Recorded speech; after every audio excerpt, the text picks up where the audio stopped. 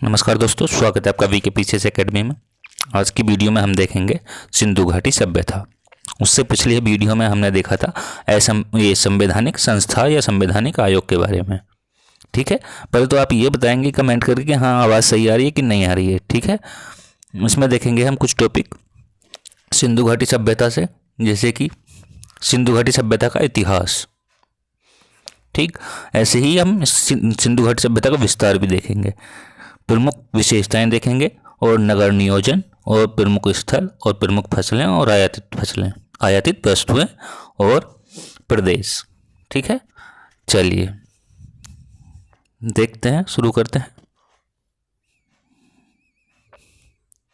देखिए, सिंधु घाटी सभ्यता में कुछ जगह ये कार्यकाल जो दिया है 2400 से 1700 दिया है, लेकिन कुछ जगह क्या किया गया है, कुछ जगह किया गया है 2600 से 1900 भी दिया गया है। ठीक है, तो ये भी ध्यान रखेंगे। इसका जो विस्तार है, अब देखें यदि हम इसका जो विस्तार है कैसा है, त्रिभुजाकार है। और इसके जो खोज करता है हड़प्पा सभ्यता के या सिंधु सभ्यता के, तो वो है दयाराम साहनी। कब की गई थी खोज? 1921 में की गई थी। सिंधु सभ्यता को आदि ऐतिहासिक युग और कांस्य युग, ठीक है, आदि ऐतिहासिक युग और कांस्य युग में रखा जाता है। यहाँ के जो मुख्य निवासी हैं वो कौन कौन है? द्रविड़ और भूमध्य सागरीय थे।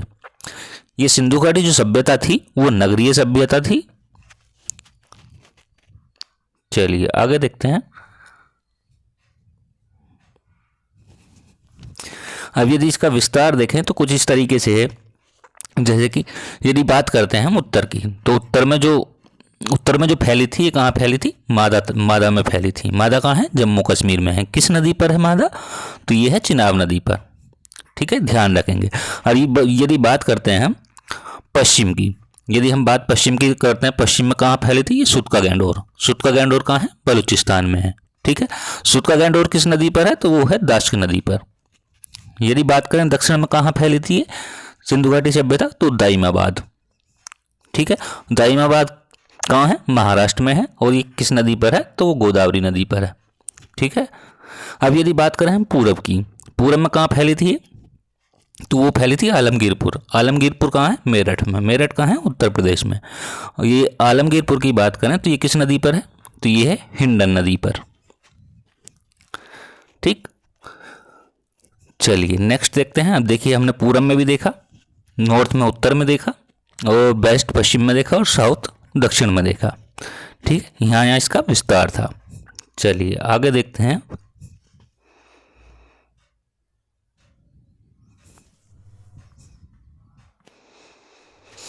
देखिए, यहाँ के जो सिंधु घाटी सभ्यता के 6 बड़े नगर थे, 6 बड़े नगर माने जाते हैं। कौन कौन से?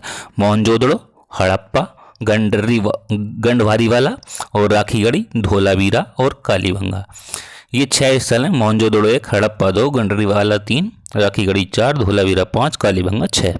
ठीक है, इन 6 बड़े नगरों को भी ध्यान रखेंगे।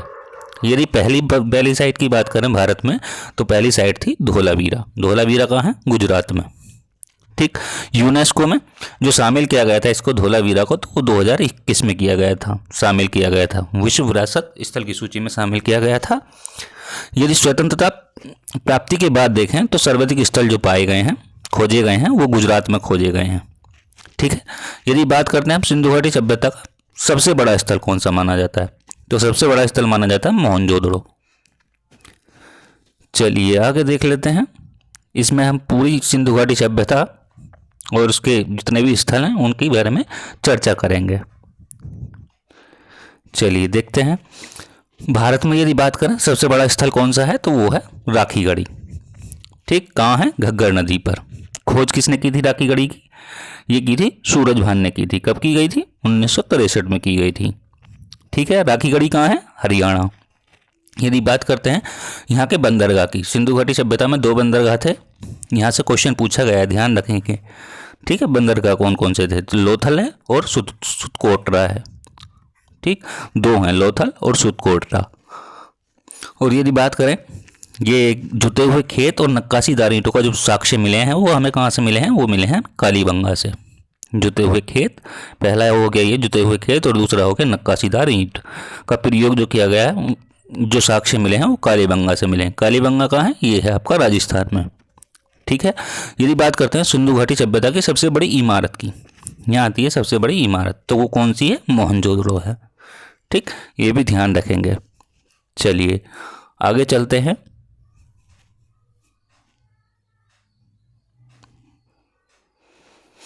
देखिए स्नानागार, यहाँ का स्नानागार प्राप्त हुआ है सिंधु घाटी सभ्यता में, तो उसकी लंबाई कितनी है? लंबाई है 11.88 मीटर, चौड़ाई कितनी है? 7.01 मीटर और गहराई कितनी है? 2.43 मीटर। ठीक है, यहाँ पे मोहनजोदड़ो से प्राप्त हुआ है ये। ठीक है, एक सील पर तीन मुख वाले देवता मिले हैं जिसको पशुपतिनाथ की मूर्ति मिली है। ठीक है, इसके चारों ओर हाथी, गैंडा, चीता और भैंसा, ये सब दिए गए हैं मोहनजोदड़ो के। ठीक है, हाथी, गैंडा, चीता और भैंसा। लोथल और कालीबंगा से जो प्राप्त हुआ है अग्निकुंड यज्ञवेदी प्राप्त हुआ है। ठीक है, नर्तकी की कांस्य मूर्ति कहाँ से प्राप्त की गई है? तो वो की गई है मोहनजोदड़ो से। ठीक, हड़प्पा की जो मोहर होती हैं उन पर सबसे अधिक जो है एक श्रृंगी पशु होता है, तो उसका अंकन मिलता है, एक श्रृंगी पशु का अंकन मिलता है। चलिए नेक्स्ट देखते हैं।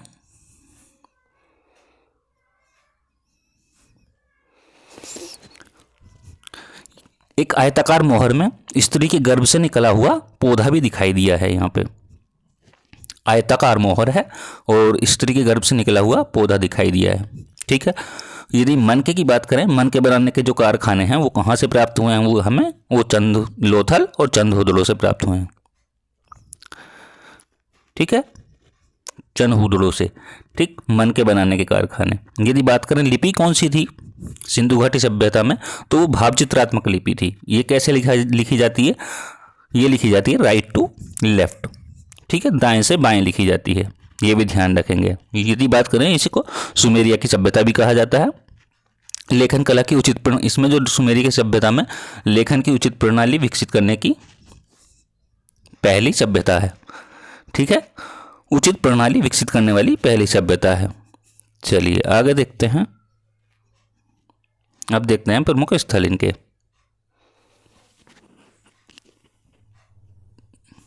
देखिए यदि बात करें, यहाँ एक तरफ हमने स्थल रखे हैं, एक तरफ नदी और एक तरफ स्थिति और एक तरफ उत्खननकर्ता, जो कि यहाँ से कई बार क्वेश्चन आ चुका है, तो ध्यान रखेंगे। चलिए देखिए हड़प्पा जो है, हड़प्पा किस नदी पर है? ये कई बार क्वेश्चन पूछा गया। हड़प्पा रावी नदी पर है। इसकी स्थिति यदि देखा जाए कहाँ है हड़प्पा, तो पाक में, यानी साहिवाल। ठीक, और इसकी जो खोज करता है या उत्खनन करता है वो है दयाराम साहनी जी। यदि बात करें मोहनजोदड़ो की, मोहनजोदड़ो जो है किस नदी पर है? सिंधु नदी पर है और लड़काना पाकिस्तान में। ठीक, मोहनजोदड़ो की जो उत्खनन करता है वो है रखालदास बनर्जी हैं और 1922 में हुई थी खोज, उत्खनन करता। ठीक है, चनहुदड़ो किस नदी पर है? सिंधु नदी पर है। सिंध प्रांत कहाँ है? चनहुदड़ो पाकिस्तान में। ठीक, मजूमदार ने खोज की थी 1931 में। कालीबंगा की बात करें, कालीबंगा है राजस्थान में, घग्गर नदी पर है और अमलानंद घोष ने 1951 में खोज की थी। नदी भी ध्यान रखेंगे, स्थिति भी ध्यान रखेंगे, स्थल, तो ये सारी चीज़ें ध्यान रखने वाली हैं क्योंकि क्वेश्चन यहाँ से आते ही हैं। चलिए नेक्स्ट बढ़ते हैं आगे और स्थल देख लेते हैं कुछ। अब जैसे कि कोट दीजिए, प्रमुख स्थल कोट दीजी कहाँ है? सिंध प्रांत में है, ये सिंध नदी पर है और फजल अहमद 1953 में खोज की थी। रंगपुर की बात करें, रंगपुर है काठियावाड़ यानी कि गुजरात में, रंगपुर गुजरात में है और मादर नदी पर है। ठीक, इसकी जो खोज की है रंगनाथ राव ने की थी 1953-54 में। रोपड़ की बात करें तो वो है पंजाब में और सतलज नदी पर है। ठीक, यज्ञदत्त शर्मा ने खोज की थी। लोथल की बात करें गुजरात में है, भोगवा नदी पर है लोथल और रंगनाथ राव ने खोज की थी 1954 में। अब रंगनाथ राव यहाँ पे भी है रंगपुर में और यहाँ पे भी है लोथल में। ठीक, दोनों गुजरात में ही हैं। चलिए आगे बढ़ते हैं।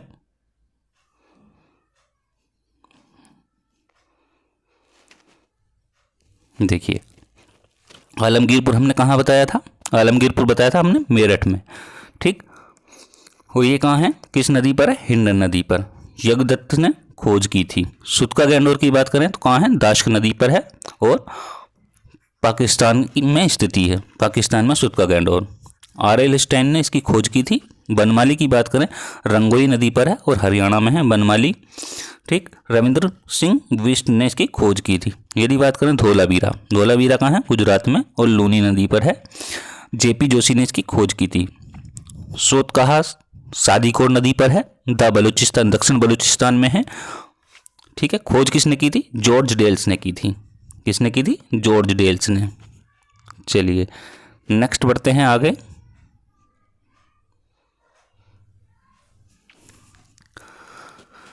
घर के दरवाजे और जो खिड़कियां हैं, घर के दरवाजे जो खिड़कियां हैं वो सड़क की ओर निकलकर पीछे की ओर खुलती थी, ठीक है। केवल एक लोथल ऐसा स्थल था गुजरात का जो नगर के दरवाजे के मुख्य सड़क की ओर खुलते थे या खुलते थे, ठीक है। इसमें यदि बात करें मुख्य फसल की, मुख्य फसल कौन कौन सी हो सकती हैं, मुख्य फसल है आपकी गेहूं और जौ, ठीक है। गेहूं और जौ। मिठास के लिए किस चीज़ का प्रयोग करते थे, ये शहद का प्रयोग करते थे मिठास के लिए। चलिए नेक्स्ट देख लेते हैं।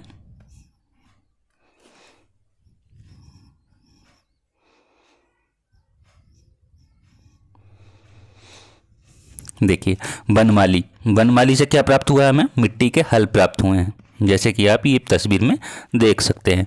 रंगपुर और लोथल से जो हमें प्रथम साक्ष्य प्राप्त हुए, रंगपुर और लोथल से हमें क्या प्राप्त हुआ है, चावल के दाने प्राप्त हुए हैं, चावल के दाने प्राप्त हुए हैं, ठीक है।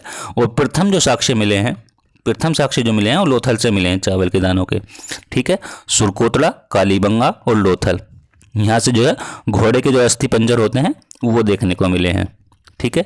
मापतोल की जो इकाई होती थी इनकी सिंधु घाटी सभ्यता लोगों की, वो होती थी 16 के अनुपात में, ठीक है। चलिए आगे बढ़ते हैं। अब यदि बात करें इनकी यातायात की, ठीक है। यातायात में क्या करते थे, बैलगाड़ी भैंसा गाड़ी का उपयोग करते थे, 2 पहिया गाड़ी का उपयोग करते थे, 4 पहिया गाड़ी का उपयोग करते थे, ठीक है। जैसे कि आप ये देख सकते हैं, ठीक है। पिग्गट ने जुड़वा राजधानी कहा था किसको, कौन कौन सी थी पिग्गट ने जो राजधानी कही थी, वो हड़प्पा और मोहनजोदड़ो को कहा था जुड़वा राजधानी। भूमि को उर्वरता की देवी कहा जाता है, कहा जाता था उस टाइम पे भी, अभी भी कहा जाता है, ठीक है। उर्वरता की देवी कौन है, पृथ्वी या भूमि, ठीक। वृक्ष की पूजा किस कौन कौन से की करते थे, पूजा जो करते थे, पूजा और शिव पूजा के प्रचलन, वृक्ष पूजा के और शिव पूजा के प्रचलन के साक्ष्य मिले हैं। चलिए नेक्स्ट बढ़ते हैं आगे।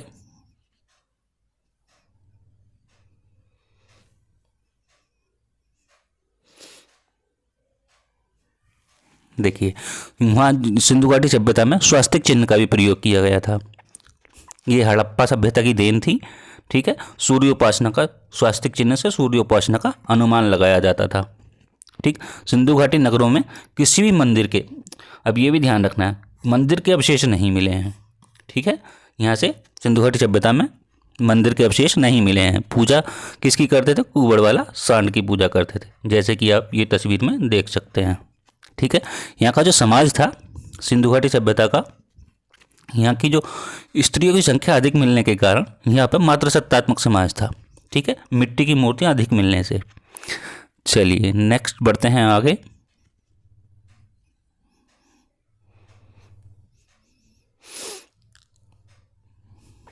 यदि बात करते हैं हम आयातित वस्तुओं की, सिंधु काल में विदेशी व्यापार, यदि आयातित वस्तुओं की बात करते हैं तो तांबा कहाँ से मिला है हमें, खेतड़ी से, राजस्थान, बलूचिस्तान, ओमान, ठीक। चांदी के साक्ष्य हमें कहाँ से मिले हैं, तो अफगानिस्तान से और ईरान से मिले हैं। सोने की यदि बात करें कर्नाटक से, अफगानिस्तान से और ईरान से। टेन की यदि बात करें तो उसके साक्ष्य कहाँ से मिले हैं, अफगानिस्तान से और ईरान से, ठीक है। चलिए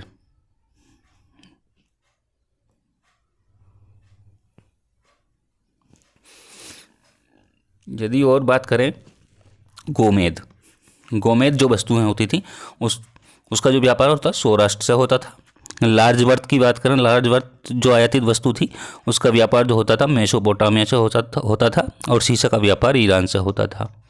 ठीक है, चलिए नेक्स्ट बढ़ते हैं आगे।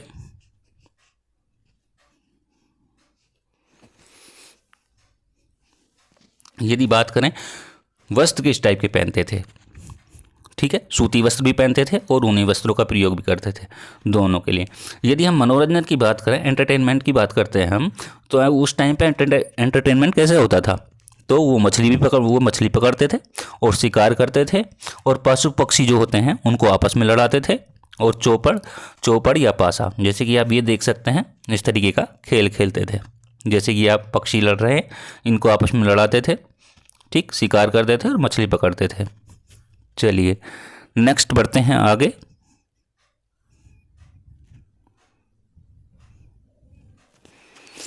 देखिए काले रंग से डिजाइन किए हुए,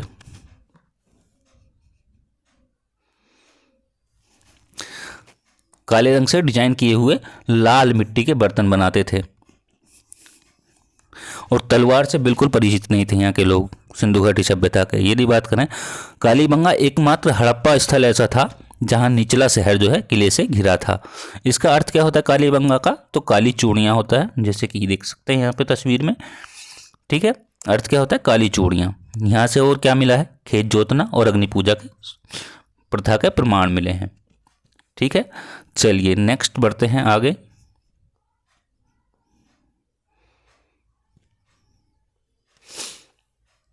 यदि बात करें पर्दा प्रथा और वेश्यावृत्ति, यहाँ पे प्रचलित थी सिंधु घाटी सभ्यता में पर्दा प्रथा और वेश्यावृत्ति। ठीक है, दो प्रथाएं और थीं, कौन कौन सी, शवों को दफना करने की जो प्रथा थी वो कहाँ से मिली है हमको, हड़प्पा से। हड़प्पा में साक्ष्य मिले हैं शवों को दफनाने के, और जलाने की जो प्रथा थी वो मोहनजोदड़ो से मिली है। कहाँ से मिली है, मोहनजोदड़ो से। सिंधु घाटी सभ्यता का विनाश का प्रमुख कारण क्या हो सकता है, तो वो थी बाढ़।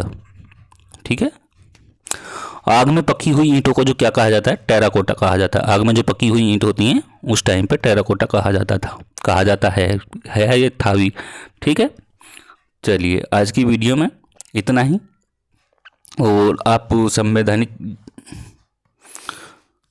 संवैधानिक पे हमने वीडियो बना दी है, संवैधानिक संस्थाओं और आयोग पर वीडियो बनाई है, और आपका बौद्ध हो गया, जैन धर्म हो गया, और हम अगली वीडियो जल्दी लाएंगे।